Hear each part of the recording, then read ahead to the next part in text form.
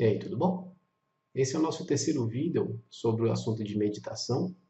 Só lembrando que já temos mais dois vídeos aí sobre meditação, onde o primeiro foi sobre perguntas e dúvidas frequentes na prática da meditação, e o segundo foi sobre conceitos básicos. Uma sugestão que eu dou para você é que você sempre procure ver os vídeos diretamente no seu computador, na sua televisão, porque o arranjo que eu estou fazendo das videoaulas, com algumas notificações, algumas definições, as animações, elas são mais expressivas se você ver numa tela maior. Então, para ver pelo celular, às vezes fica mais difícil de você acompanhar o conteúdo. Haja visto algumas definições técnicas, eu coloco como animações, para viabilizar a aula de uma forma mais rápida. Um outro ponto que é interessante salientar é que às vezes eu coloco na videoaula algum tipo de fundo musical ou trilha sonora, e alguns celulares não conseguem acessar o vídeo justamente por essa trilha sonora. Algumas pessoas podem procurar ver o vídeo no celular, e no celular acusar como sendo um vídeo inexistente, ou então que não está disponível. No computador, todos os vídeos estão acessíveis, mas alguns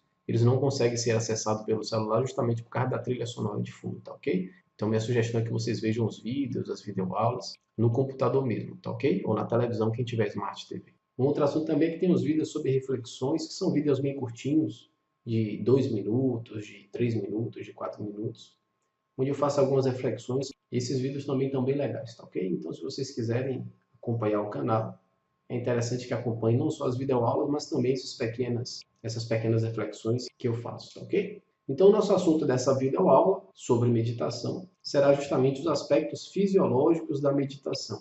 E para que vocês tenham ideia da complexidade desse tema, esses aqui são livros de fisiologia, algo absurdo da criança.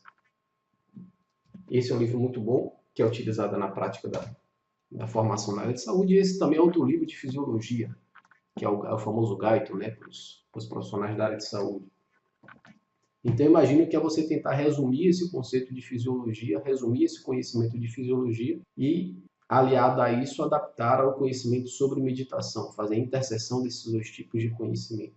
Então, percebe que não é uma tarefa muito fácil da gente conseguir fazer, mas eu vou tentar explanar aqui o mais claro possível como o nosso organismo funciona e como a meditação influencia o nosso organismo na prática. Então, quais são as suas reações orgânicas, né? Que é justamente isso que define a temática da nossa vida-aula, né? Os aspectos fisiológicos da meditação. Ou seja, o que acontece com o seu organismo quando você medita. E antes de darmos continuidade à nossa videoaula, é interessante salientar alguns pontos. O primeiro é que vocês tenham em mente uma máxima que eu já abordei em outros vídeos, que diz que as mesmas leis que regem o macrocosmo regem o microcosmo. Sendo assim, o nosso organismo, diante de uma ótica complexa, ele é amparado e regido por leis das quais regem não só o nosso organismo, mas toda a natureza e todo o ambiente que nos envolve. Um outro ponto é que essa complexidade ela funciona de forma integrada. Sendo assim, nos aspectos do vitalismo, que é a temática biológica de nosso assunto no vídeo, e no nosso canal também, nós sempre consideramos a biologia além dos aspectos físicos e densos da matéria. Nós agregamos a ideia da psique do indivíduo, da alma do indivíduo e o aspecto da mente do indivíduo. Então, esses três aspectos da biologia, eles precisam ser levados em consideração para que você tenha uma ideia da totalidade do que vem a ser o conceito biológico, do que vem a ser a ideia de um ser vivo e de suas relações com o meio ambiente no qual ele está inserido. E com isso nós vamos conseguir elucidar um pouco mais dos aspectos morfopsicofisiológicos da prática da meditação. Dentro de uma construção racional, nós vamos construir a ideia do aspecto fisiológico desde a base do que vem a ser a ideia de um organismo vivo do ponto de vista materialista. E o primeiro ponto que a gente precisa discutir é o que chamamos de citologia. E citologia, basicamente, significa o estudo das células. Pode também ser encontrado como histologia. E essas células são pequenas estruturas que compõem o nosso organismo. Essas mesmas são dotadas de um nível de consciência. São pequenos seres vivos que exercem suas funções, que desempenham suas atividades e que vivem de acordo com suas pulsões, de acordo com suas necessidades, relativamente independente de nós, independente da nossa consciência. E semelhante à ideia do que nós temos do corpo humano, a estrutura das células também são bem parecidas. Assim como nós temos a ideia do corpo humano, que é composto por sistemas específicos, que é composto por órgãos e vísceras, assim como temos um corpo humano que tem um coração, que tem um pulmão, que tem intestinos, que tem estômago, que tem cérebro, a célula também é um ser vivo que é composta por pequenas estruturas estruturas. Essas estruturas nós chamamos de organelas. E essas organelas, elas também desempenham suas funções para manter o funcionamento e a eficiência dessa célula, para que mantenha essa célula viva. Então, nas organelas, nós vamos ter estruturas aí como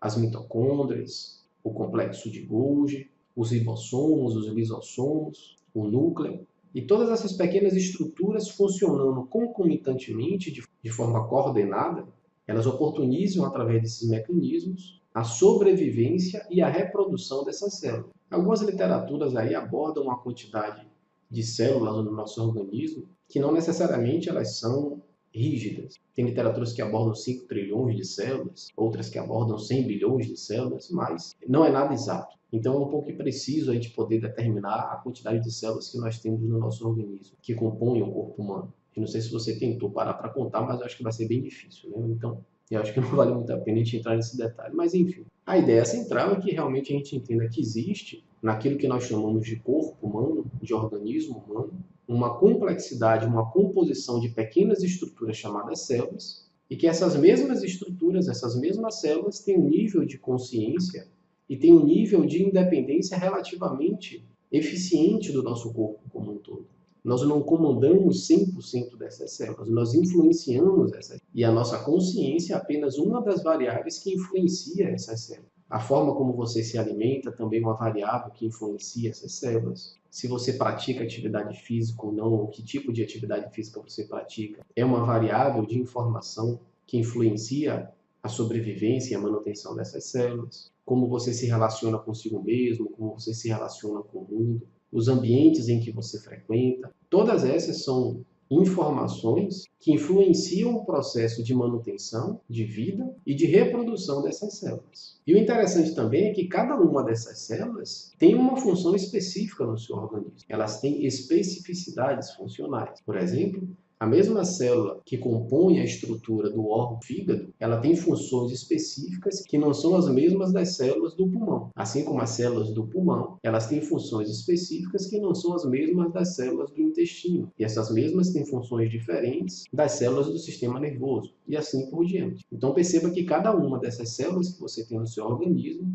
que irão compor esses sistemas orgânicos de órgãos e vísceras, elas são qualificadas e categorizadas de acordo com suas capacidades funcionais. E assim como eu disse para você há pouco, que as células são muito semelhantes à nossa estrutura orgânica, tanto no processo de funcionamento e de manutenção da vida, elas também se assemelham no que diz respeito ao processo de reprodução. Sendo assim, essas células se reproduzem por atividades específicas e à medida que elas se reproduzem, elas passam adiante informações para suas células filhas. E elas fazem isso através de estruturas conhecidas como DNA e RNA. Então, quando uma célula vai se dividir em duas outras células, quando ela vai se reproduzir, as informações da célula-mãe, elas passam também para as células filhas através dessas pequenas estruturas chamadas DNA e RNA. Então, basicamente, o que elas fazem é armazenar informações dentro da célula e transmitir essas mesmas informações para futuras gerações celulares. A isso nós chamamos de genética.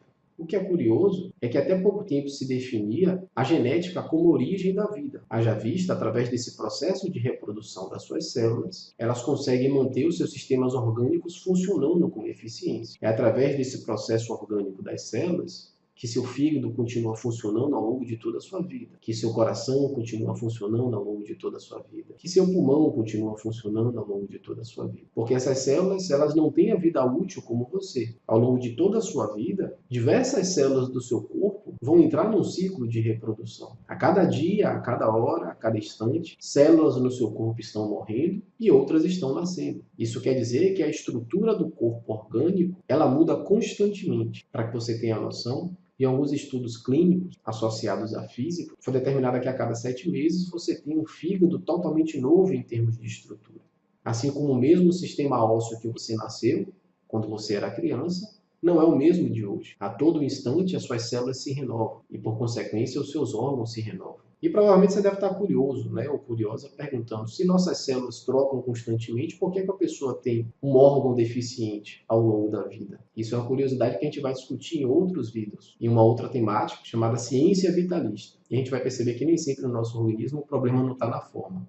Às vezes o problema está na forma. Mas vamos nos ater aos aspectos fisiológicos da meditação por enquanto. Tá? Então, em se tratando de estudo citológico, nós vimos que as células são pequenas estruturas dotadas de consciência e que cada uma tem as suas capacidades funcionais específicas e desempenham funções específicas. E da mesma forma que nós nascemos, progredimos, reproduzimos, vivemos e morremos, as células também apresentam o mesmo comportamento. E nós vimos também que o meio de reprodução das células, o meio de você passar informações de uma célula para outra, ela se dá através de pequenas estruturas encontradas no núcleo dessa célula. E essas estruturas nós entendemos como DNA e RNA. E esse mecanismo de transmissão de informação de uma vida para outra, ou da célula mãe para a célula filha, nós chamamos de genética. E eu falei também para vocês que acreditava-se até há pouco tempo que a origem da vida era através da genética. Ou seja, se essas células se reproduzem e compõem todo o seu organismo em suas especificidades funcionais,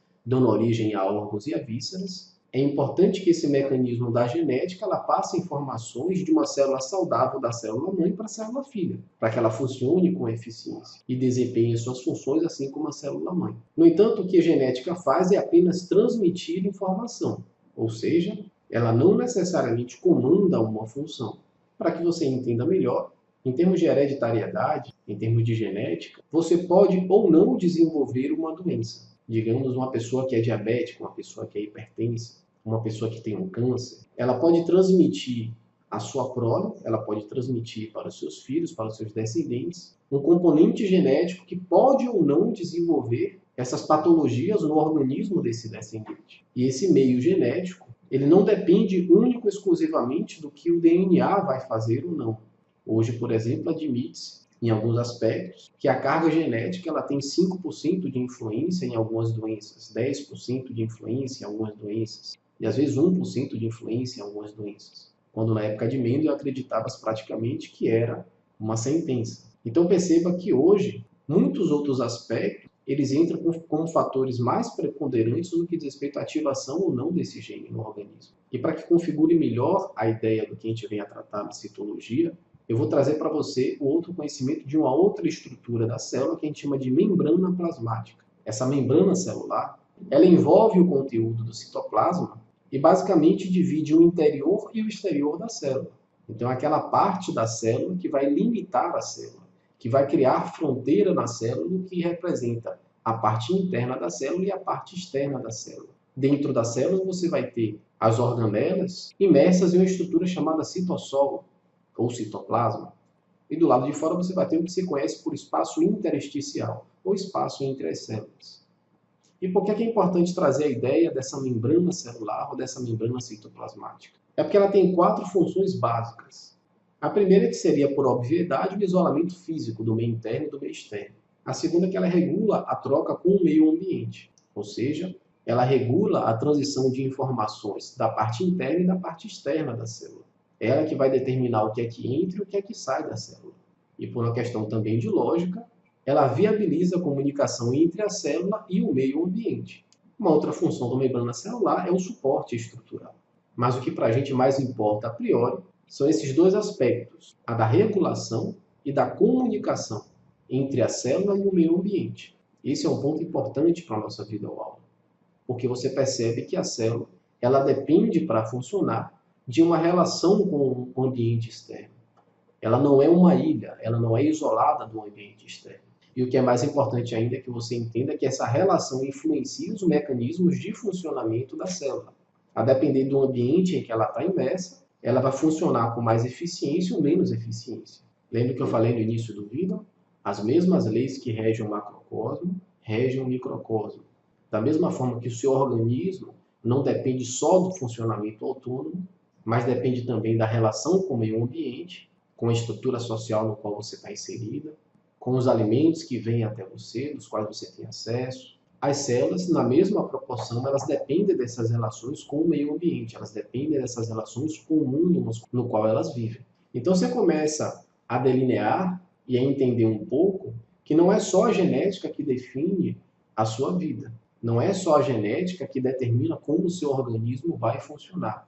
Haja vista o gene, que é aquela estrutura no DNA que transmite uma informação para outras células, ela é simplesmente um gatilho nesse processo. E por gatilho entende-se que para que ele funcione é preciso que você aperte. Sendo assim, o DNA Ele entra como coadjuvante no processo da vida, mas não determinante. Ele não é o único que define a vida. Nesse ponto, a membrana plasmática ela tem uma importância ímpar, tendo em vista que o DNA ele se encontra dentro do núcleo da célula, e esse núcleo da célula está dentro da célula, e que o interior da célula é influenciado pelas relações com o meio ambiente e a comunicação com o meio ambiente, e aquele que inviabiliza esse processo é a membrana celular, você vai começar a entender que a membrana celular também é uma estrutura nessa célula que vai viabilizar ou não a ativação de um gene na sua célula. Então, o destino de nossa vida é determinado não só pelos nossos genes, mas, acima de tudo, por nossas respostas aos sinais do meio ambiente que impulsionam e controlam todos os tipos de vida. Uma célula ela é controlada e influenciada pelo ambiente físico e energético no qual ela se encontra, não só pelos seus genes. Então, se sua preocupação é a carga genética que você herdou dos seus pais, eu sugiro que você não se preocupe tanto, mas que seja um objeto de atenção. É mais importante que você dê a devida atenção à forma como você se relaciona com o mundo, o ambiente no qual você está inserida, a forma como você se alimenta. É importante que você construa um ambiente saudável e eficiente para o funcionamento de suas células, desde os aspectos mais físicos até os aspectos mais sutis. Então, os genes, eles não ligam e desligam sozinhos. Eles não são o que se entende, por exemplo, por autoemergentes. É preciso que fatores externos do meio ambiente os influenciem para que eles entrem em atividade. E o estudo da origem da vida, que vai além da genética, nós chamamos de epigenética. Basicamente, é o estudo dos mecanismos moleculares por meio dos quais o meio ambiente controla a atividade genética, define a atividade genética. Então, um aspecto importante de nossa vida é a construção de um ambiente saudável. Aí que entra a influência do pensamento positivo, por exemplo, de você lidar com informações que sejam mais positivistas, de buscar o progresso. Um estudioso da citologia chamado Kongsberg, ele tinha uma citação bem interessante. Ele dizia que quando há algo errado com as células que estudamos, devemos primeiro analisar o ambiente em que elas se encontram, e não apenas as células, para descobrir a causa do problema. E Darwin, em 1808, ele escreveu em uma carta uma coisa bem interessante. E eu vou me permitir ler para ficar mais fácil para vocês entenderem. Em minha opinião, o maior erro que cometi não foi dar a devida atenção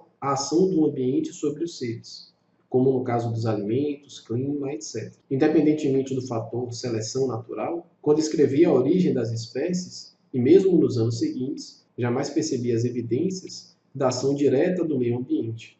Hoje, elas são muito mais claras para mim. Então, você percebe aí que no estudo do que diz respeito à evolução das espécies, à manutenção da vida e nas relações mais ínfimas, mas não menos importantes do seu organismo, dessas pequenas estruturas, elas dependem direta e proporcionalmente do ambiente no qual elas estão inseridas. Lembra-se que nos outros vídeos eu falei que a saúde passa também pela intenção de construir ambientes mais saudáveis? Então, doenças que ainda não têm cura, como a diabetes, por exemplo, problemas cardíacos, carcinomas, neoplasias, elas não são resultado de um único gene, mas sim de complexas interações entre genes múltiplos e fatores ambientais. E eu friso bem, devido à pertinência desse assunto, no que diz respeito à relação com o meio ambiente. O gene, ele não se ativa sozinho, ele precisa de um meio ambiente propício para que ele se expresse, tanto no que diz respeito ao aspecto positivo no desenvolvimento da célula, quanto no aspecto também negativo. Da mesma forma que um ambiente X ele pode construir patologias orgânicas, ambientes contrários a esse ambiente X, um ambiente Y, por exemplo, ele pode construir um organismo muito mais pleno e muito mais saudável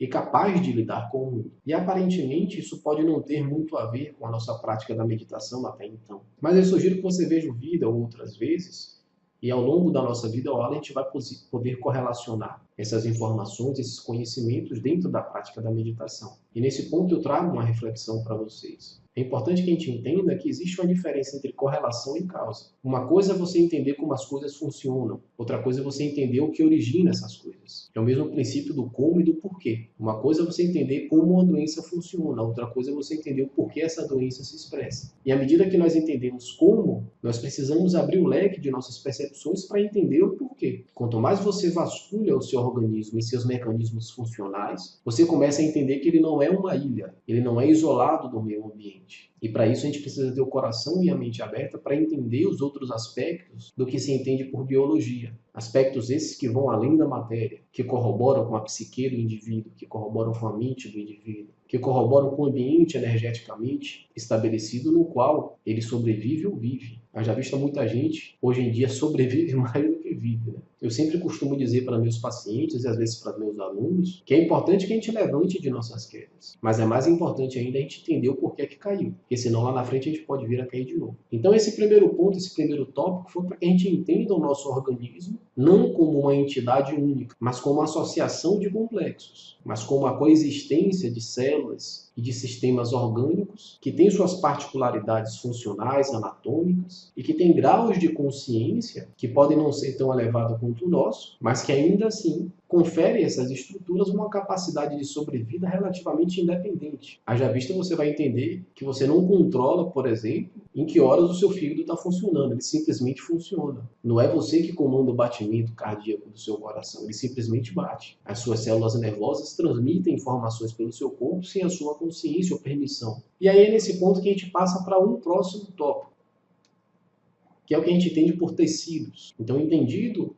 esse primeiro tópico da citologia, o que é uma célula, o que ela representa no seu organismo, como é que ela funciona, como é que ela se reproduz, uma compreensão relativamente superficial, mas suficiente para que a gente possa dar continuidade à nossa vida. Essas mesmas células, por terem suas distintas capacidades, estruturas e funções, elas vão, em agremiação, associar-se em suas funções particulares. Então, as células que são do fígado, elas se juntam para formar o fígado. Você não vê uma célula do fígado sobrevivendo, por exemplo, no pulmão. Você não vê uma célula do estômago sobrevivendo, por exemplo, na bexiga. Então é como se fossem agremiações estruturais e funcionais dessas células em regiões anatomicamente delimitadas e determinadas no nosso organismo. E para que a gente possa ilustrar um pouco mais a ideia da consciência da célula, é uma pergunta que ele faz: como é que a célula do fígado sabe que ela tem que ir para o fígado? Como é que a célula do pulmão ela sabe que tem que ir para o pulmão? Como é que a célula do coração sabe que tem que ir para o coração? Isso no processo embriológico, que fique claro, né? No processo de construção do ser. Mas isso a gente vai também discutir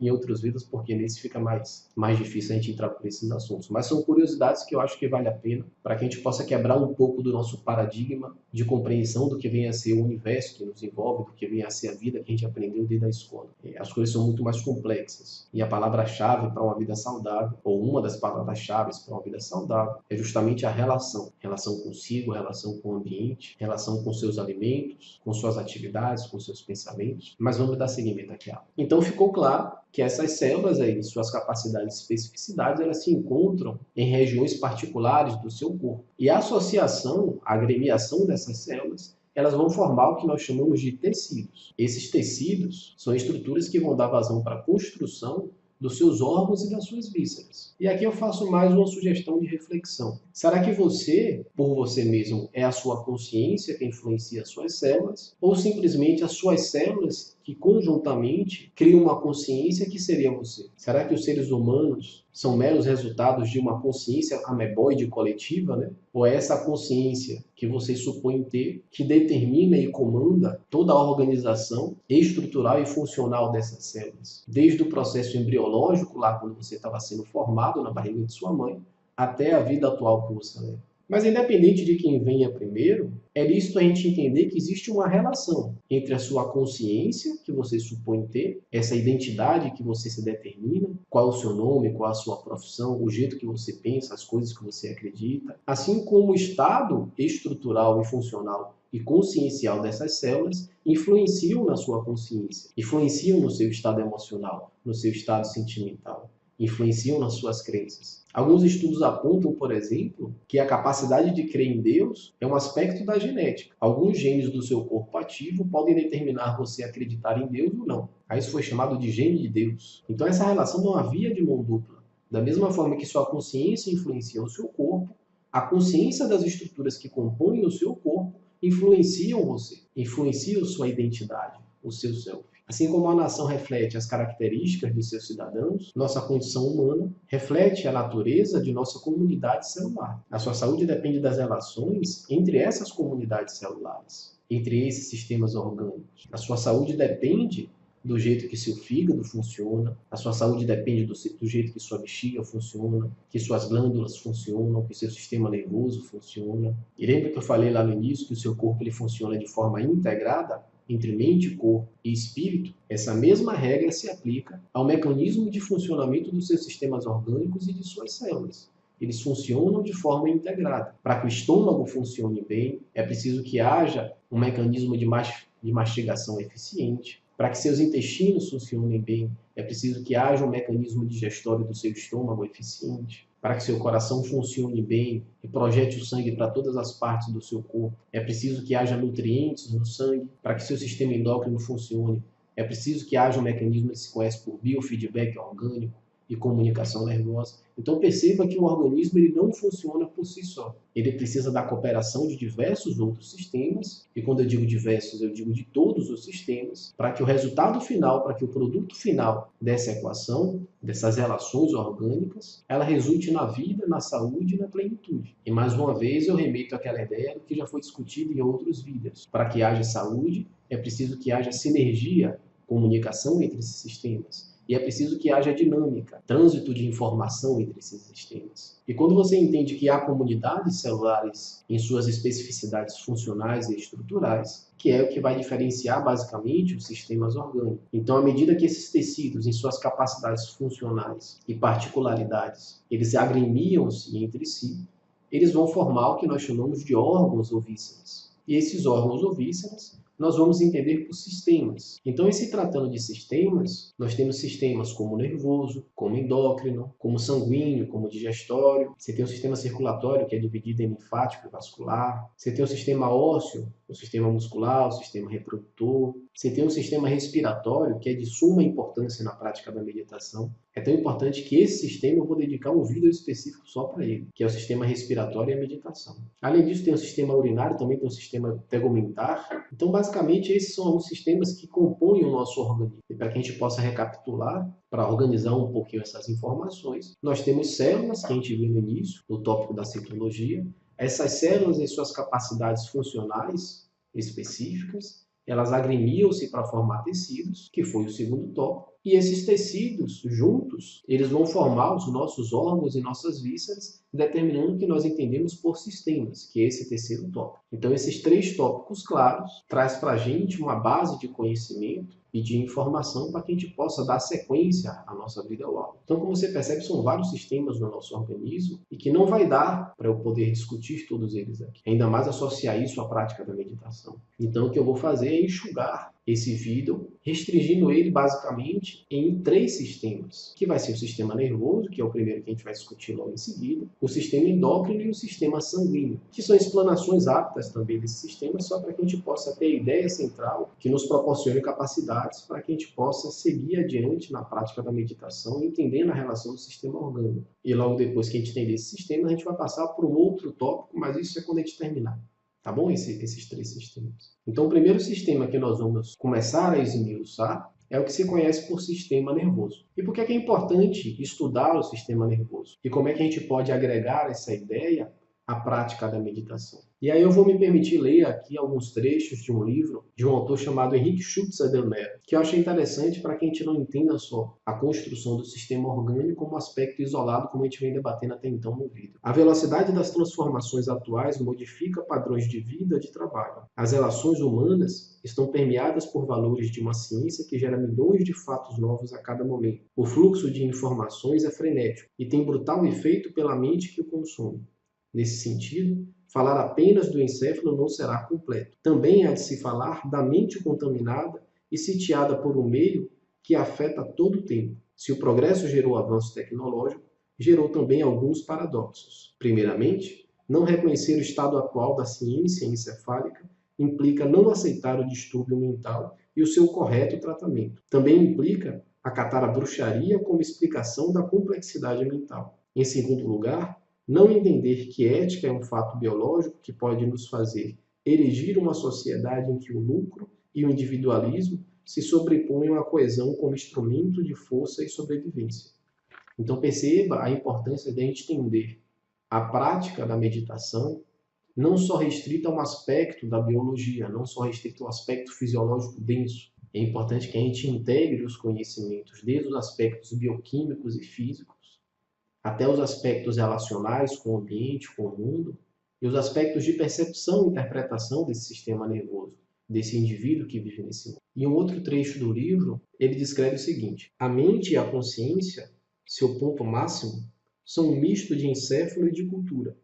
Entender a articulação desses conceitos pode auxiliar numa naturalização de certos discursos das ciências humanas e na culturalização de certos enfoques restritivos das ciências encefálicas.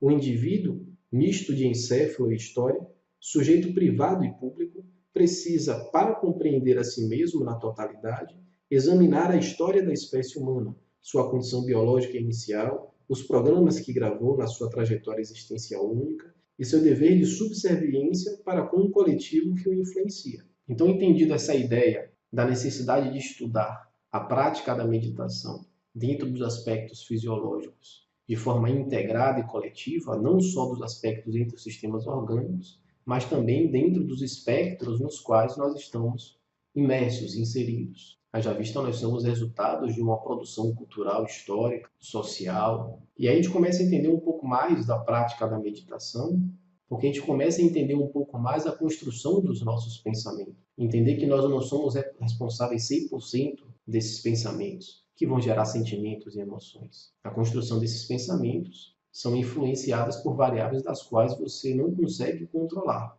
ou das quais você nem tem consciência, como já foi discutido no vídeo sobre conceitos básicos da prática da meditação. E a gente viu também que o objetivo da prática da meditação, em sua essência, é alterar o fluxo dos seus pensamentos, gerando assim novos padrões de comportamento e de consciência, e não necessariamente controlar esses pensamentos. A priori, o que a gente precisa entender do sistema nervoso é um pouco de sua divisão anatômica. Então, estruturalmente, o sistema nervoso ele é organizado em sistema nervoso central, composto pelo encéfalo e a medula espinhal, e o sistema nervoso periférico, que são os nervos que saem do sistema nervoso central em direção às diversas estruturas do seu corpo, aos diversos tecidos do seu corpo, músculos, órgãos, vísceras. Essa parte do sistema nervoso periférico, que tece uma íntima relação entre o indivíduo e o meio ambiente. Haja vista, é através dele que nós temos a capacidade de perceber o ambiente. A gente entendeu que percepção é um sinônimo de interpretação. Sendo assim, são esses nervos periféricos que vão trazer a leitura do ambiente, a informação desse ambiente no qual a gente está imerso. E essa leitura, essa informação, vai ser direcionada para o seu sistema nervoso central, e no sistema nervoso central ela vai ser interpretada, ela vai ser percebida. E para que isso fique um pouco mais claro, eu vou trazer para vocês um exemplo. Imagine que você vai tomar uma xícara de café. Você vai perceber que essa xícara de café, ela tem uma característica visual específica. Quando você sorver o café, você vai perceber que existe uma temperatura no café, você vai perceber que existe o gosto no café. E todas essas são informações que são transmitidas por diferentes partes do seu sistema nervoso periférico. O nervo periférico, que é responsável pela visualização, o nervo óptico é um nervo específico. Os terminais nervosos, que são responsáveis pela percepção da temperatura, são terminais nervosos específicos diferentes do nervo óptico, assim como as papilas gustativas responsáveis por terminais nervosos e por sentir o gosto do café, assim como o fato de você segurar a xícara com determinada força, ela é intermediada por pressões, ela é intermediada por terminais nervosos responsáveis pela pressão e pela coordenação da musculatura. E à medida que você assimila todas essas informações, elas separadas vão ser unidas no seu encéfalo. E a partir do momento que ela é reunida pelo seu encéfalo, ela passa a ser percebida, interpretada. E dessa forma você constrói a experiência de tomar uma xícara de café, com a temperatura quente, com o sabor doce, com a visualização da xícara e da cor do café preto. Então perceba que seu sistema nervoso nesse ponto trabalha dessa forma. É ele que cria a sua relação com o ambiente. Da mesma forma, quando você se sente ameaçado em uma determinada situação, todo o seu sistema nervoso vai levar essa informação para o seu sistema nervoso central, e no sistema nervoso central ele vai ser interpretado de acordo com a necessidade. E lembrando que essas interpretações e essas percepções têm como resultado sentimentos e emoções. Faz parte do pacote. Então a gente percebeu que estruturalmente o sistema nervoso ele é dividido anatomicamente em sistema nervoso central e periférico. Existe uma outra subdivisão do sistema nervoso que nós vamos entender como sistema nervoso autônomo ou somático, no qual o sistema somático, o sistema nervoso somático, ele é influenciado pela sua vontade. Ou seja, digamos que, por exemplo, eu queira contrair um músculo do meu corpo. Intencionalmente eu posso fazer isso. Ele depende do meu comando. Já o sistema nervoso autônomo, por definição, ele não necessariamente depende do seu comando para isso. E esse sistema nervoso autônomo, ele subdivide-se em parasimpático e simpático, no qual o simpático ele ativa a maior parte dos seus sistemas orgânicos e o sistema nervoso autônomo parasimpático, ele inibe a maior parte dos seus sistemas orgânicos. E o curioso é que a meditação ela é uma ferramenta de desenvolvimento neurológico tão incrível que acreditava-se antes que as estruturas que são regidas pelo sistema nervoso autônomo não poderiam ser influenciadas pela sua vontade. E através da prática da meditação, por exemplo, essas estruturas que são regidas pelo sistema nervoso autônomo, elas podem ser influenciadas pela sua vontade. Por exemplo, através da prática da meditação, existem registros científicos em que indivíduos que praticam a meditação, eles conseguem diminuir ou controlar a sua frequência cardíaca, assim como controlar a temperatura do seu corpo, e outras atividades orgânicas que até então acreditavam-se não sofrer influência nenhuma da sua vontade. Então você começa a perceber e entender que essa divisão anatômica e funcional do sistema nervoso é uma divisão didática, uma divisão teórica para que a gente entenda e comece a entender como o nosso organismo funciona. Mas também você começa a entender que essa integração ela fica cada vez mais visível. E essa divisão de setores funcionais passa a ser um pouco mais tênue. Um livro que é bem interessante para que vocês leiam é esse livro daqui, Neurofisiologia da Meditação. Ele tem vários artigos científicos no que diz respeito à prática da meditação e a influência no organismo, tanto no que diz respeito aos aspectos terapêuticos, como inclusive desenvolver essas capacidades que eu acabei de dizer para vocês, né? É lógico que precisa de muita prática, precisa de muito tempo de prática de meditação para que a gente possa chegar a padrões, como eu falei há pouco, né, do controle do batimento cardíaco, da pressão arterial. Mas, fisiologicamente falando, a prática da meditação ela influencia por si só essas funções orgânicas. Você diminui a frequência cardíaca, você diminui a pressão arterial. Mas uma coisa é você fazer isso intencionalmente, outra coisa é isso ser o resultado de uma prática. É só a título de curiosidade para que vocês possam ver. Então fica aí a dica do livro Neurofisiologia da Meditação, muito boa. Mas voltando ao nosso sistema nervoso, o sistema nervoso autônomo, ele também é composto por estruturas como o sistema límbico, como o hipotálamo e como a amígdala, por exemplo, que são estruturas no nosso encéfalo que têm relações diretas com as emoções que nós temos. Existe uma outra estrutura também conhecida como córtex encefálico, que, segundo a teoria da evolução, é aquilo que nos diferencia, por exemplo, dos nossos parentes mais próximos, né? Dos chimpanzés, dos orangotangos. É aquela parte do seu encéfalo que lhe confere a capacidade de raciocínio, de cognição, de interpretação,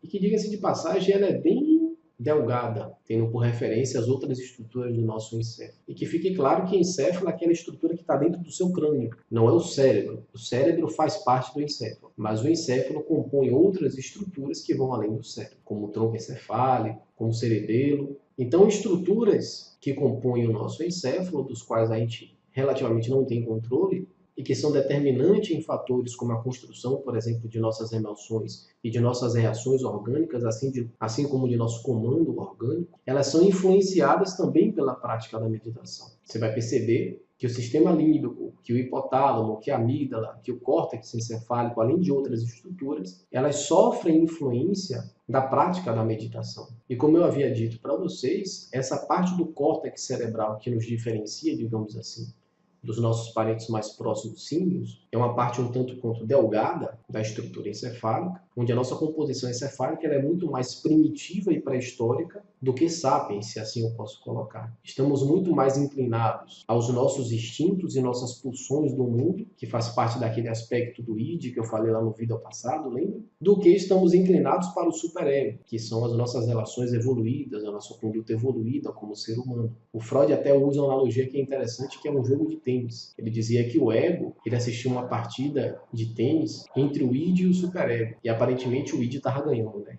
Isso aí são meus grifos, né? Aparentemente hoje em dia o id está ganhando. Então o seu encéfalo se divide em áreas como áreas sensoriais, como áreas motoras, como áreas integradoras. Haja vista a explicação que eu dei no início no que diz respeito ao cafezinho. Lembra como é a sensação e a experiência de beber um café? Então, essas divisões estruturais do encéfalo, elas tanto representam a capacidade interpretativa, a percepção também, e também a capacidade de integração dessas informações. Entenda que a divisão geográfica dessas áreas é relativamente didática, não é tão específica assim. Mas o importante é que a gente entenda até aqui como é a estrutura anatômica e funcional do nosso sistema nervoso, como é que ele funciona e que ele é um fator preponderante no que diz respeito à nossa percepção do mundo. E que essa percepção do mundo ele gera influência direta e proporcional no jeito que a gente pensa, no jeito que a gente se emociona, no jeito que a gente sente, e no jeito que nosso organismo funciona. Mais uma vez, fazendo a relação do indivíduo e o meio ambiente, e não necessariamente isolado de um mundo. Outras funções do encéfalo envolvem uma complexidade de fatores, como pensamento, emoções, vontades variadas, formas de linguagem. Tudo isso acaba compondo a mente humana, em que todos esses aspectos eles são distribuídos entre a anatomia da mente, entre consciência, pré-consciência e inconsciência. Mais uma referência do vídeo ao passado. É importante que vocês vejam o vídeo ao passado para esse vídeo ficar um pouco mais claro. E através dessas informações, através do jeito que o seu encéfalo funciona, através da forma que você se percebe e percebe o mundo que ele envolve, através dessa complexidade toda, é que se é construída a mente humana. Na equação da soma dessas variáveis, você tem como produto a mente humana, onde seus atributos mais básicos, em resumo do que eu falei até aqui, é sentir o mundo, processar o mundo e agir no mundo. Então não basta só sentir o mundo da forma correta, é preciso perceber o mundo da forma correta e é preciso se conduzir no mundo da forma correta, para que a gente tenha saúde, longevidade, plenitude e uma vida feliz. Tendo abordado esses conceitos básicos do sistema nervoso e entendido esses pontos, a gente pode dar seguimento e partir para um outro tópico, um outro sistema orgânico, que é o sistema endócrino. Onde, para que a gente entenda o sistema endócrino, e a gente vai ligar depois todos esses sistemas, a gente precisa entender primeiro um conceito de pequenas estruturas chamadas hormônios. Essas estruturas são conhecidas como mensageiros químicos, que são secretadas no sangue por células especializadas, conhecidas como células endócrinas. E aí que você vai ter o conhecimento das glândulas endócrinas no seu corpo. A título de exemplo, você tem aí o timo, você tem a tireoide, as suprarrenais, as gônadas, o pâncreas. E não existe só tecido endócrino nas glândulas endócrinas. Outros órgãos também conseguem produzir alguns hormônios, por ter uma parte do tecido endócrino. Alguns exemplos aí, o coração, o rim, o estômago, são vísceras e órgãos que produzem alguns hormônios. Mas a gente não vai adentrar por esses assuntos. A priori, a gente precisa entender que o tecido endócrino, ele produz essas pequenas estruturas chamadas hormônios, e esses hormônios são mensageiros químicos que circulam no seu sangue. E etimologicamente, hormônio tem uma origem grega. Basicamente, ela significa excitar ou movimentar. Ou seja, o hormônio ele tem essa capacidade de fazer algumas coisas funcionarem no seu organismo. Eles mediam essa capacidade funcional de alguns órgãos e algumas vísceras. E aí eu faço a alusão no que diz respeito àquele conceito que a gente discutiu lá no início com relação à sinergia e dinâmica. Então, o seu sistema orgânico ele tem duas vias de comunicação. A primeira é a nervosa, que foi o primeiro sistema que a gente viu, onde o seu organismo ele se comunica através do sistema nervoso, dividido em central e periférico, lembra que eu falei? E a outra via de comunicação orgânica é através do sistema endócrino, através dos hormônios. Então, diversos processos corporais eles estão sob o controle dos hormônios. E nisso inclui o desenvolvimento, o crescimento, a reprodução, o metabolismo, a regulação do ambiente interno, com temperatura, equilíbrio hídrico e iônico. E esses hormônios circulando pelo seu sangue, pelo seu corpo, eles atuam em células que nós conhecemos como células-alvo.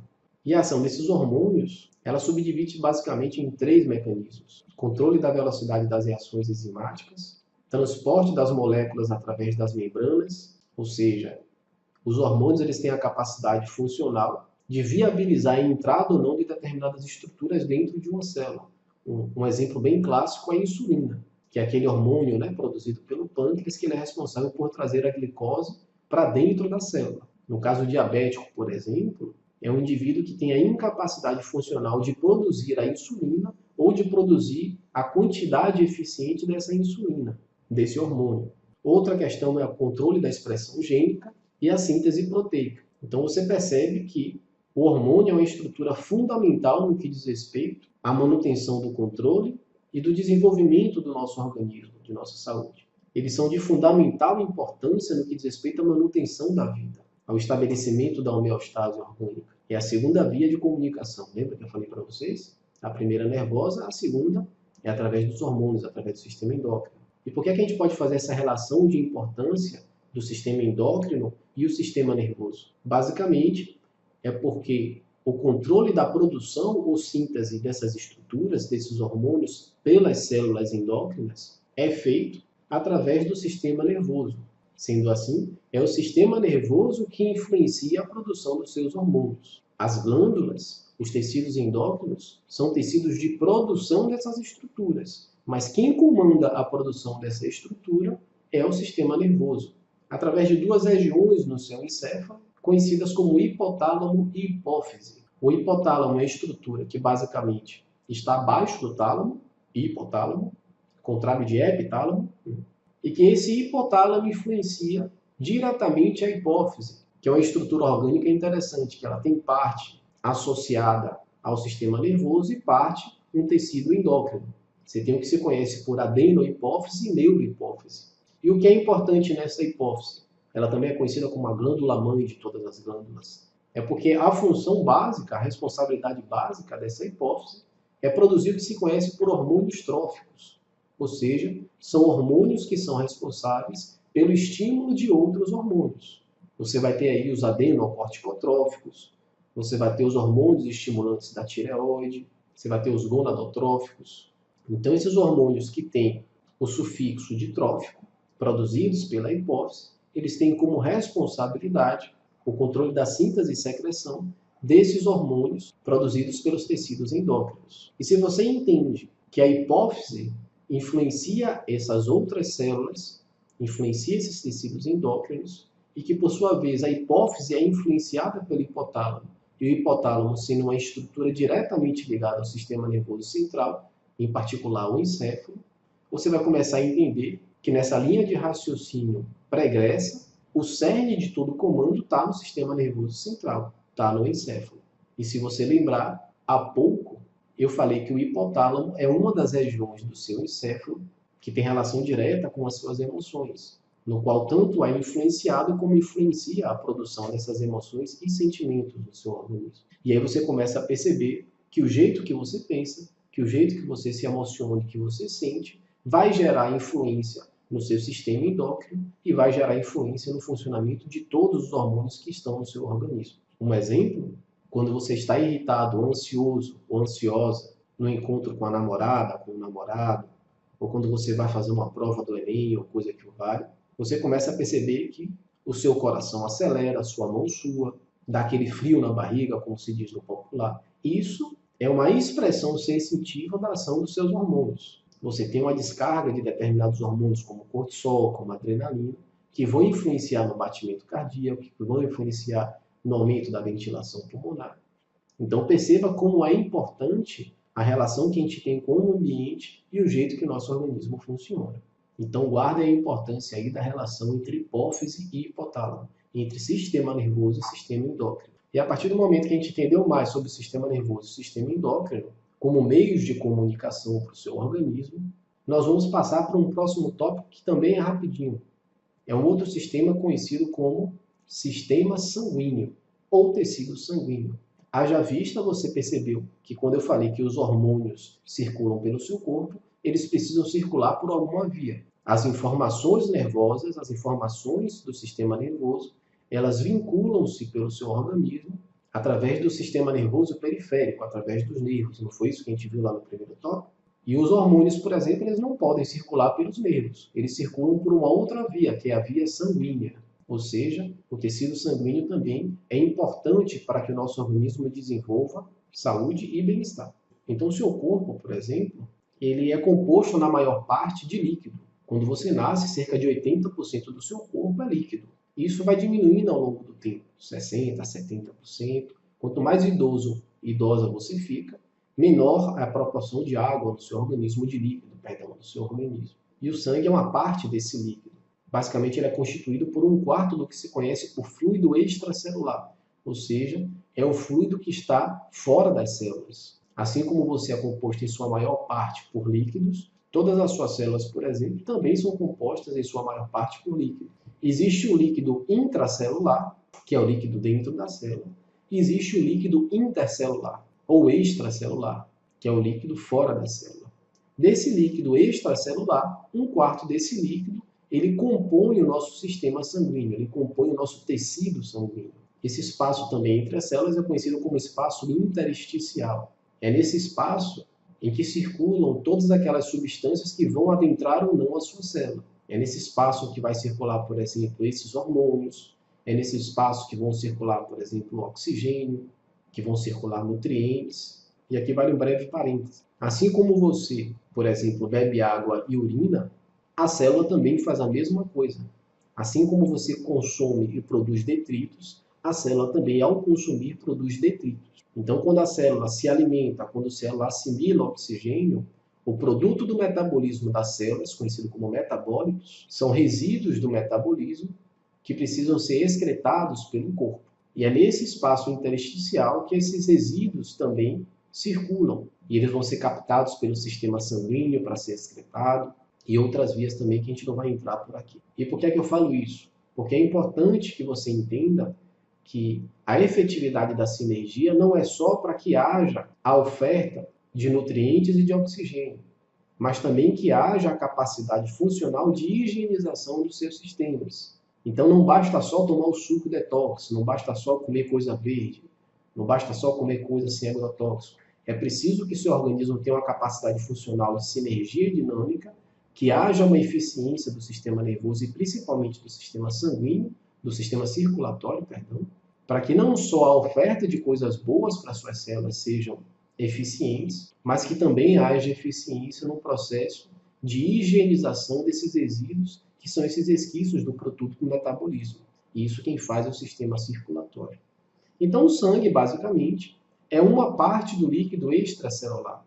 É ele que vai ter a capacidade de viabilizar a circulação, tanto de nutrientes e oxigênio, assim como ele vai ter a capacidade de escoar todos os resíduos desse metabolismo através do sistema circulatório, seja ele do sistema vascular ou no sistema linfático, que é outro sistema também que a gente pode ver em outra vida válvula. E o importante desse líquido extracelular é porque ele age como um tampão entre o meio ambiente e o meio externo da célula. Lembra que eu falei que a membrana celular é responsável por selecionar aquilo que entra, o que sai da célula? Ela é responsável pela capacidade de comunicação e de relação entre o meio ambiente interno e externo da célula.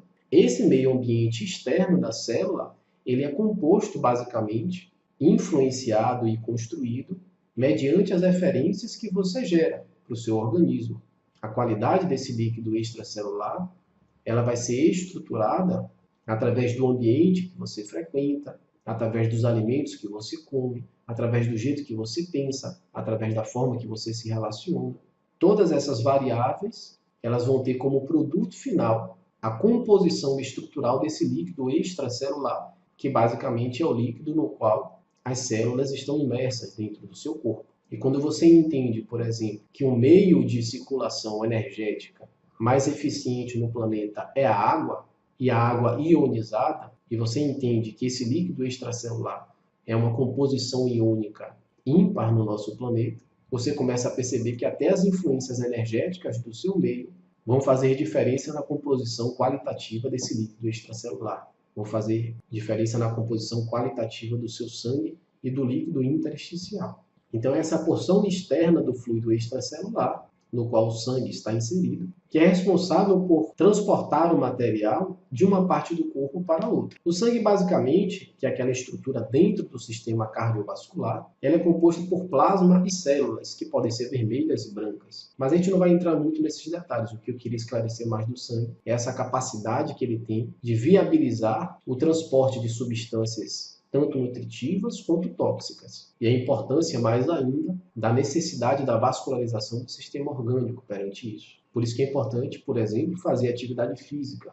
que é uma prática que induz o que se conhece por angiogênese. Então, entendido o sistema nervoso, o sistema endócrino e o sistema sanguíneo e a relação íntima entre eles, no que diz respeito à comunicação orgânica e à relação com o meio externo, e como é que eles funcionam de forma integrada, a gente pode partir para um outro tópico da nossa videoaula, que é a integração desse sistema no que diz respeito ao estudo da meditação. E a partir do momento que você integra esses sistemas no seu organismo, que é o que se entende por sistema psico-neuro-imuno-endócrino. O nome é um pouquinho grande, mas é isso mesmo. Que é basicamente a integração desses sistemas no seu organismo. E sua saúde depende direta e proporcionalmente da eficiência desse sistema. O psico vem da psique, da relação da mente mesmo. O neuro, que é referente ao sistema neurológico. Imuno, que é referente ao sistema circulatório, no qual inserido nele está o sangue. E o endócrino, que é aquela parte do sistema que produz hormônios para que o organismo se comunique. Então você percebe que esse sistema psico-neuro-imuno-endócrino,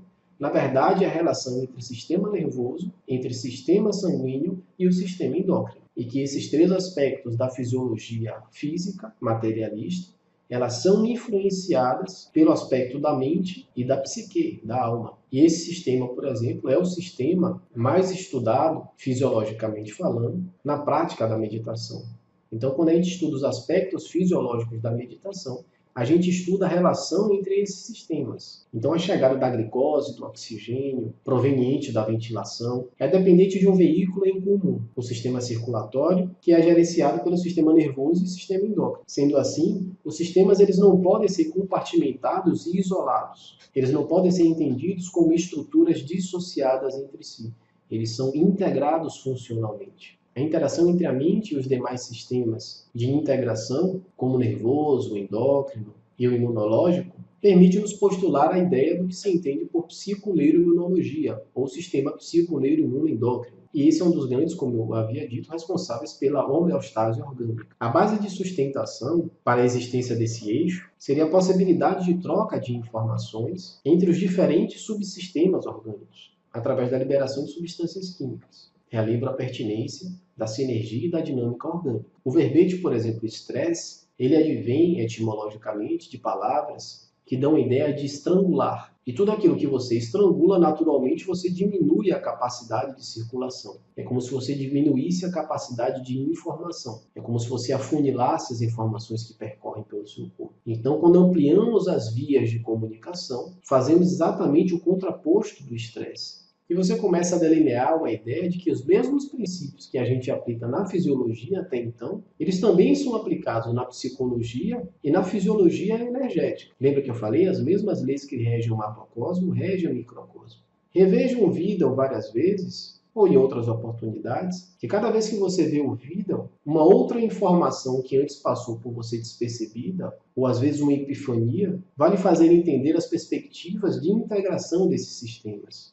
Muito do que a gente falou no que diz respeito sobre a necessidade de relação e de comunicação dentro da própria fisiologia se aplica na psicologia comportamental. Quantos problemas nós temos no nosso dia a dia simplesmente por uma falta de comunicação ou de relação? E você percebe também, quando eu falei que a composição do seu líquido extracelular, do espaço intersticial no qual as células estão imersas, elas são influenciadas inclusive pelo ambiente energético no qual elas estão inseridas. E aí você começa a se atentar, inclusive, aos ambientes que você frequenta. Ambientes de muito barulho, ambientes de briga, de conflito. Todos esses são ambientes que constroem uma condição estrutural da sua bioquímica e da sua fisiologia. Então comece a refletir um pouco mais e viajar um pouco mais nessas ideias. Abra sua mente, se desvincule um pouco dos paradigmas que você tem de saúde, de comportamento e comece a ser um pouquinho mais livre na sua percepção do mundo para que você entenda as coisas de uma forma um pouco diferente. Às vezes a resposta pode estar aí. O seu organismo ele depende desde a bioquímica até o vitalismo, das relações e percepções para com o meio ambiente, seja ele psíquico, etéreo ou físico. Isso também a gente vai desmiuçar em outros vídeos, em outras oportunidades, mas fica aí a pulga atrás da orelha e a vontade de ver outros vídeos para que a gente possa somar esses conhecimentos para que eles sejam mais produtivos na nossa vida. Então, na prática da meditação, nós exercemos uma intimidade funcional com o sistema nervoso, educamos o corpo a atuar de acordo com as necessidades momentâneas, sem que se entende por de-estresse, que é aquele estresse negativo, e que acaba por interferir diretamente na nossa fisiologia. Então, perceba que a prática da meditação, ela influencia diretamente o funcionamento do sistema nervoso. Ela lhe permite ter uma leitura mais ampla de si mesmo. O nosso sistema orgânico ele nunca desliga. Um exemplo bem claro disso é o sistema nervoso. Seu coração não para de bater quando você dorme. Ele simplesmente continua funcionando. Então, quando você diminui o seu ritmo, quando você pratica a meditação, você abre um leque de percepção de si mesmo que antes passava desapercebido no estado de vigília, quando você estava focado em outras coisas. Quando você volta a atenção para si mesmo, você volta a atenção para uma leitura de si que você não tem quando você observa o mundo externo e que você só tem quando observa o mundo interno. A função cognitiva e perceptiva irá determinar diversos aspectos do seu comportamento e do seu pensamento, diversos aspectos do comportamento e de sua fisiologia. A meditação, por exemplo, ela diminui o ritmo respiratório. A meditação também inibe a produção de hormônios, por exemplo, como a adrenalina, como o cortisol, hormônios que normalmente são secretados em situação de estresse, de adversidade, de conflito. Em se tratando do sistema nervoso, diversas conexões neurais são refeitas. As sinapses são restabelecidas, reordenadas. O controle do sistema nervoso autônomo sobre órgãos e vísceras, ele torna-se mais eficiente. O lobo temporal e frontal, eles podem, em determinadas condições, criar o que chamamos de uma consciência relativa, em função da quietude conseguida durante a prática da meditação.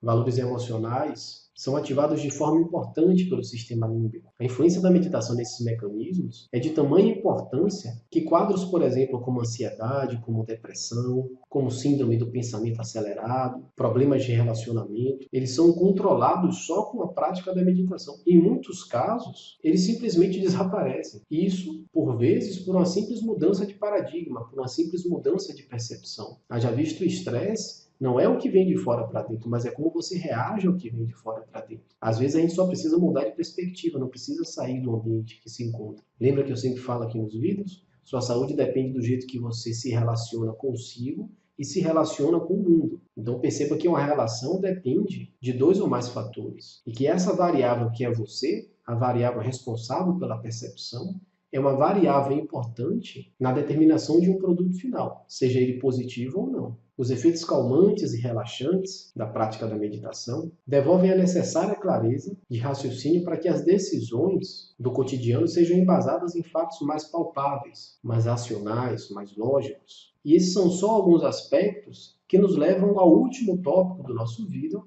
que é a fisiologia da meditação.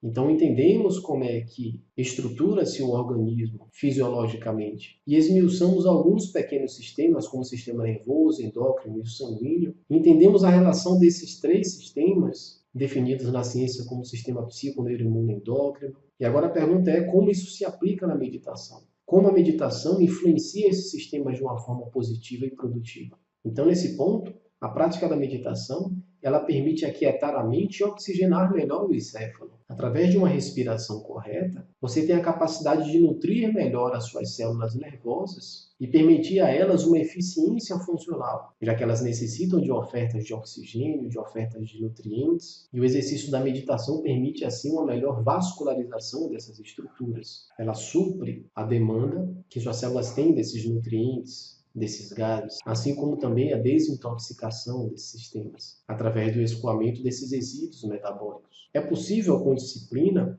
sem forçar a neutralização do pensamento, com exercício diário, fazer a observação dos seus próprios sentidos, da intenção concentrada, da intimidade consigo mesmo e com a consciência de pensamento lúcida, tranquila. A meditação é uma capacidade e, por definição, é algo que precisa ser exercitado. Não precisa horas a fios na prática da meditação, mas alguns minutos por dia já são suficientes para que a gente possa ter uma vida mais plena, mais tranquila. A observação atenta permite afastar sentimentos mais complexos, por exemplo, como medo, como angústia, como a depressão, nos quais esses estados de ser e de sentir nos remetem a uma instabilidade e um pensamento ansioso, crítico ao extremo, que consequentemente vai gerar emoções mais confusas e mais conturbadas. A meditação oportuniza uma reorganização das atividades encefálicas. Haja vista, você viu lá no início do vídeo que alguns sistemas são responsáveis pela produção de nossas emoções e sentimentos, como o sistema límbico, lembra? O hipotálamo, a amígdala. Então a fisiologia incongruente desses sistemas lhe levam a percepções, sentimentos e emoções também incongruentes. E essa reorganização das atividades encefálicas lhe permite trazer harmonia às percepções que você tem do cotidiano. Observar o presente, que é o que realmente importa, é o que a meditação traz para uma mente quieta, para o autoconhecimento, para a saúde. A inteligência integrativa e pacífica faz perceber o movimento do tempo de uma forma coerente, mais saudável. Você não vive preocupado e você não vive antecipando o futuro. Você não vive o passado. Você simplesmente está presente no momento, com as devidas proporções, circunstâncias. E é importante também que a gente entenda que a meditação, ela não é ditada pelo pensamento, mas ela faz uso do pensamento para se comunicar. Então, essa leitura que a gente precisa ter com as coisas que brotam, digamos assim, na nossa mente, elas não podem ser de um todo desconsideradas. Assim como as células são consciências que compõem o seu corpo físico, elas também se comunicam com você em linguagens que por vezes você pode não entender. Afinal de contas, a célula, ela não fala uma língua como português, como inglês, como francês, como chinês. Você tem que entender qual é a linguagem das suas células. Tem um ditado oriental para a meditação que é muito interessante. Ele diz que quando você ora, você fala com Deus. E quando você medita, você ouve Deus. Então perceba que nessa relação de comunicação, é de fundamental importância que haja essa relação de comunicação, de diálogo. Não basta só você pedir, você também tem que ouvir. Da mesma forma que em suas orações, caso você seja deísta, você fala com Deus, você precisa desenvolver mecanismos próprios e autônomos de entender o que é que Deus está lhe dizendo, de entender o que é que o universo está lhe dizendo, de entender o que é que a vida lhe diz. A meditação é um bom antídoto para o estresse, porque ela permite reformatar o seu cérebro. E dessa forma evitando pensamentos viciados, pensamentos atávicos, comportamentos nessas mesmas proporções. Meditar reduz consideravelmente na circulação os hormônios ligados ao estresse. E ele estimula no cérebro, por exemplo, a produção de endorfinas, que são basicamente neurotransmissores de ação analgésica e estimuladores da sensação de bem-estar. Respirar corretamente fornece um maior aporte de oxigênio para as células do seu corpo. Quando você medita de forma eficiente e respira, você potencializa a capacidade do pulmão de promover a hematose. Sendo assim, melhora a oxigenação do sangue e, por consequência, melhora a oferta de oxigênio para as células do seu corpo. Em decorrência disso, a produção de energia através do metabolismo celular, da respiração celular, o famoso ciclo de Krebs, alguns profissionais de saúde devem ter se arrepiado quando eu falei ciclo de Krebs, acaba ocorrendo de forma mais eficiente e, dessa forma, suprindo as necessidades energéticas do seu organismo e capacitando a sua melhor condição e uma melhor vitalidade. É um ótimo combate para a fadiga, um ótimo antídoto para a fadiga orgânica. Quanto maior é o nosso conhecimento em relação aos efeitos da mente no corpo, maiores são as chances de interferências no seu sistema nervoso em diversas anomalias do seu organismo. A meditação facilita a reformatação cerebral e, consequentemente, acaba por interferir no mecanismo imunológico de cura de doenças. A conquista da saúde está vinculada à diminuição da ansiedade e do estresse, motivo pelo qual um cuidado maior com uma completa harmonia entre mente e corpo, sem dúvida, é a meditação. A função cognitiva que a meditação mais pode afetar é a atenção, tendo em vista que ela é um treinamento de atenção concentrada. Neurologicamente, ela aumenta a atividade do córtex cingulado anterior, que é a área específica ligada à atenção e à concentração no nosso encéfalo. Ela aumenta a atividade do córtex pré-frontal, que é ligado à coordenação motora. Ela aumenta a atividade no hipocampo, que é a área responsável pelo armazenamento de memória. Ela também estimula a amígdala, que não é aquela amígdala que a gente tem na garganta. É uma estruturazinha que a gente tem no encéfalo bem pequenininha. E essa estrutura é responsável também pela regulação das emoções em termos de proporções. Ela acelera o funcionamento do hipotálamo, que é a área do nosso encéfalo responsável pela sensação de relaxamento, de bem-estar, de tranquilidade. Partindo do pressuposto que diferentes estados mentais são acompanhados por diferentes condições neurofisiológicas, pode-se afirmar que a meditação induz a ocorrência de diversos tipos de alterações psicofisiológicas. Haja vista, você tem diversos tipos de meditação, você tem diversos métodos, diversas técnicas. O interessante também é que a meditação ela tem uma capacidade de fortalecer o sistema imunológico tanto em indivíduos saudáveis como em indivíduos doentes. A meditação, por exemplo, a título terapêutico, isso é um vídeo também que eu vou fazer específica, que é a meditação como recurso terapêutico, mas a meditação como recurso terapêutico, por exemplo, assim como os medicamentos antidepressivos, inibidores de recaptação de serotonina, ela aumenta expressivamente a atividade da serotonina no cérebro, por exemplo. Além do efeito no humor, a serotonina é capaz de estimular a produção de outro neurotransmissor, conhecido como acetilcolina. e essa mesma é envolvida nos mecanismos de atenção e de memória. Estudos como tomografia por emissão de pósitrons, que é o famoso PET scan, mostram também um aumento de aproximadamente 65% na produção de dopamina, que é um neurotransmissor ligado à sensação de bem-estar e ao sistema de recompensa, ligado à sensação de prazer. Além disso, também observou-se o aumento da atividade de outro neurotransmissor, o chamado ácido gama-aminobutírico, que é o famoso GABA, o famoso paquena. Esse neurotransmissor é um dos principais inibidores do sistema nervoso central. Ele desempenha um papel importante na regulação neuronal, induzindo a inibição de todo o sistema nervoso central e causando assim uma sedação orgânica. Além disso, o GABA ele é diretamente responsável pela regulação do tônus muscular. Na prática da meditação, por exemplo, foi registrado um aumento praticamente de 30% na circulação desse neurotransmissor. E aí você começa a perceber que a meditação, bioquimicamente, ela pode ser um método não farmacológico eficiente e eficaz no tratamento de diversos distúrbios psiquiátricos e de condições psicossomáticas, como a ansiedade, como a depressão. Um fato curioso, por exemplo, na doença de Alzheimer, o nível do GABA, desse neurotransmissor, ele cai. E a prática da meditação, ela induz ao estímulo desse neurotransmissor. Então, pode ser um recurso terapêutico muito eficiente, tanto na prevenção como no tratamento da doença de Alzheimer. A meditação também está relacionada com o aumento da produção de uma outra substância chamada melatonina. É um hormôniozinho produzido por uma glândula chamada pineal no seu encéfalo. E essa melatonina diretamente está relacionada com o ciclo circadiano orgânico. Quando você está no estado de sono profundo, por exemplo, você tem um aumento da produção de melatonina. Então, a meditação pode ser um recurso terapêutico muito eficiente no que diz respeito a estados de insônia. E para aqueles que já dormem, ela melhora a qualidade do sono. A melatonina também está relacionada ao estado de calma e de menor percepção da dor. Um outro hormônio chamado vasopressina, que é um hormônio antidiurético, ela aumenta na prática da meditação. Esse hormônio também é responsável por diminuir a autopercepção da fadiga, aumenta os níveis de alerta, e quando eu digo alerta, não é aquele alerta do corpo de bombeiro quando toca uma sirene, é um estado de atenção, é um estado de lucidez mais plena, e ajuda também na consolidação de novas memórias de aprendizado.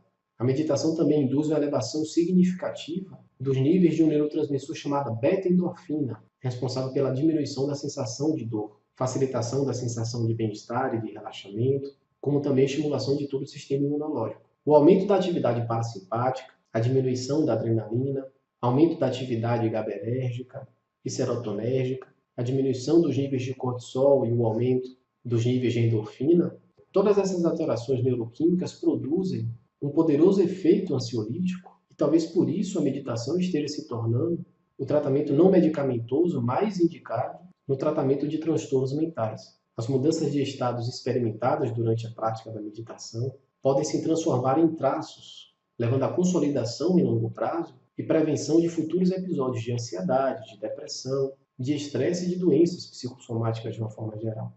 A meditação melhora a capacidade de discernir dentre as mais variadas sensações viscerais, sejam elas sutis ou não, e aumentam a percepção de estados corporais e emocionais momentâneos. Neurologicamente também a meditação, neurologicamente falando, a prática da meditação está diretamente associada ao aumento da espessura de determinadas regiões corticais, o que se conhece por massa cinzenta.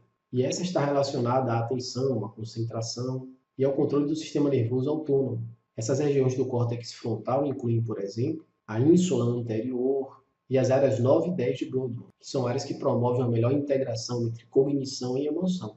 A meditação promove uma capacidade de autorregulação orgânica. Ela promove uma alteração na atividade de ondas cerebrais, reduz significativamente o consumo de oxigênio, haja vista a função das células tornam-se mais eficientes e o metabolismo basal baixa. Ela aumenta a atividade do sistema nervoso parasimpático, reduz a produção de cortisol, aumenta a síntese de neurotransmissores como a serotonina, como a dopamina, como o GABA.